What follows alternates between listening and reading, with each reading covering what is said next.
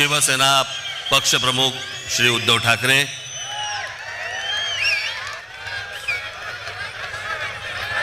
माझे मित्र आणि शिवसेनेचे नेते श्री संजय राऊत,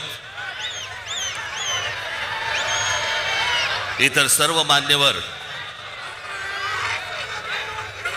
आणि मागे बसलेले सर्व आपले भावी नाशिकचे सर्व नगरसेवक,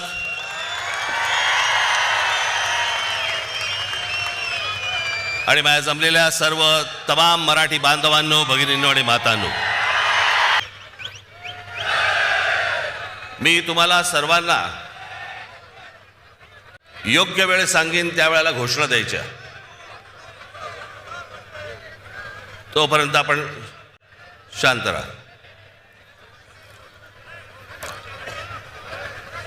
आज अनेक वर्ष रखडलेल्या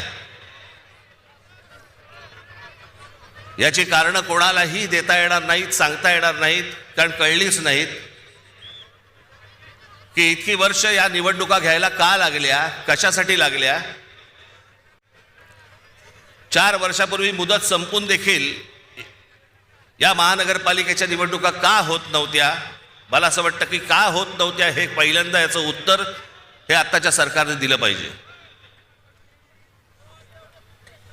आणि मग इतक्या वर्षानंतर ज्या वेळेला निवडणुका होत आहेत त्याच्यानंतर ज्या प्रकारचा गोंधळ या महाराष्ट्रामध्ये आत्ता सगळा सुरू आहे, कोण कुठे चाललंय, कोण काय चाललंय, म्हणजे मी मागे एकदा म्हटलं होतं ना, इतका चुकीचा कॅरम फुटलाय ना की कोणाच्या सवट्या कोणाच्या भोकात आहेत तेच कळत नाही.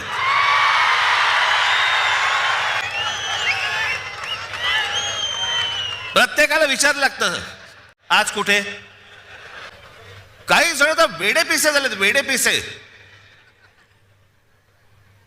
त्या दिवशी मला कळलं, कोणीतरी एकाने छाननीच्या वेळेला, म्हणजे ते फॉर्म भरायची तारीख मुदत निघून गेली होती फॉर्म भरायची, छाननीच्या वेळेला समोरच्याचा एबी फॉर्म घेतला आणि गिळून टाकला.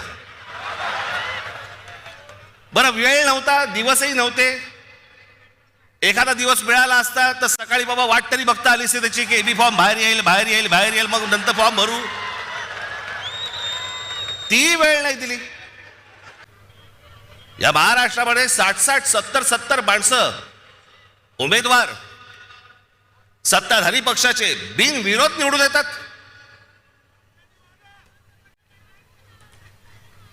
तिकडच्या मतदारांचा मतदानाचा अधिकार पण त्यांना देणार नाही तुम्ही.